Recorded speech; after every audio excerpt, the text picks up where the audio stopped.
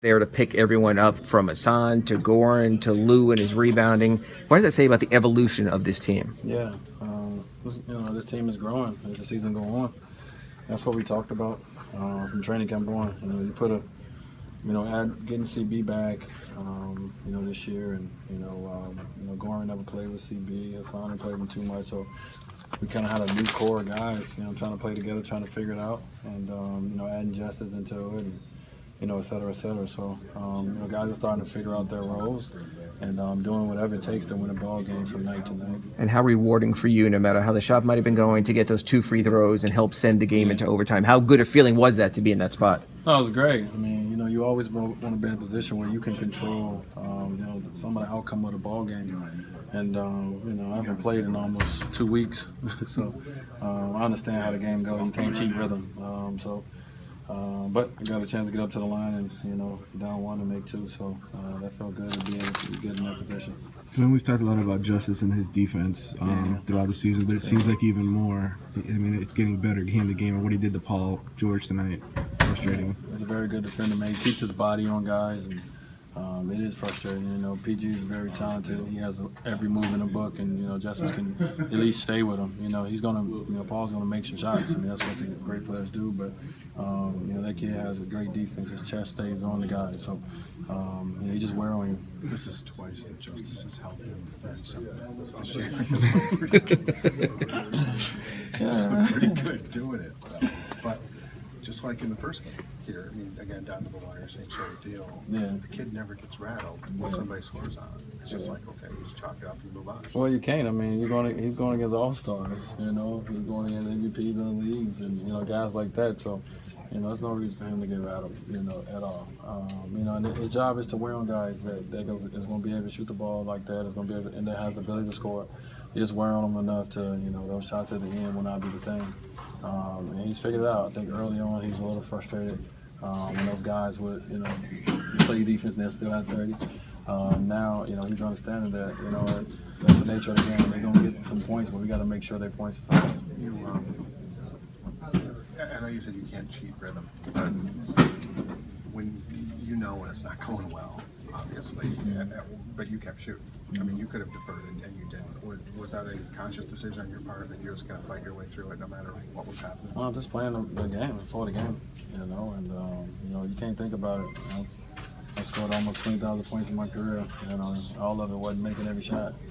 I know my team needs me stretchy down the stretch, so I have to fight for my rhythm. I have to fight for the shots that, that offense allowed me to shoot, just like everyone else, So, and then at the end of the game, we did a great job of, allowing Goran to, penetrate, had the ball in his hand. He had it going tonight, finishing, helping our league get up. So, it's a total team effort. Myself is just, I'm gonna keep shooting the ball, and one night I might hit 16 or 21, of those. So I take the shots that I had tonight. Now that you have the win, what was your perspective on 8/10 of a second left in regulation in that call? It was a good call. You have? Yeah, it was a good call. I mean, it's a tough situation to be in. I played good deal, then he double clutch, and the double clutch me right, made me, my hand stay there and hit him. Sometimes they don't make that call, sometimes they do, and he made it, and it was a good call, so can't be mad at it. Luckily, we got a chance, like he missed the first one. We got a chance going overtime, because if he'd have made both of them, it's been a different interview for me. We spent a good part of the early part of the season talking about Goran and his aggressiveness and wanting more of that. And in overtime there, Spo said it. He seemed like the guy with the most energy, and he delivered. Well, the thing is, right now, it's for Goran, he's a point guard, and as a point guard, sometimes you feel you have to defer, so he may defer to me and then defer to Chris. There's 2 guys you have to defer to.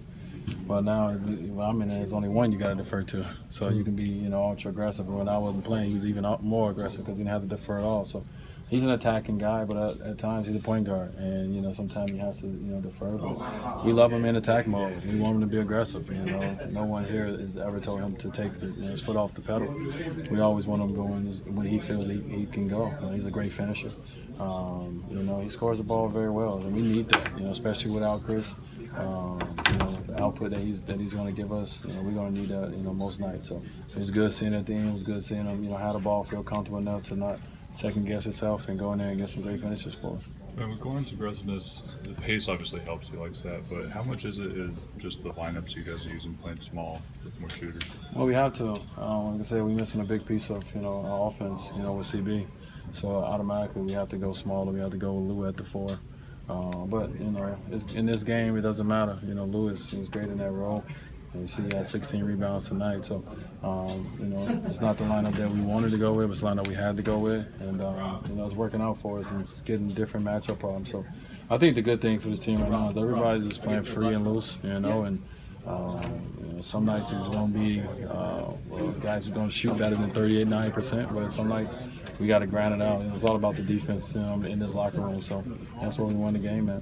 Ever pop a finger back in the place the way Lou did there? Huh? Ever pop a finger in the place the way Lou did there? That was pretty painful. He just seen Kobe do it the other day, so Kobe didn't leave the court.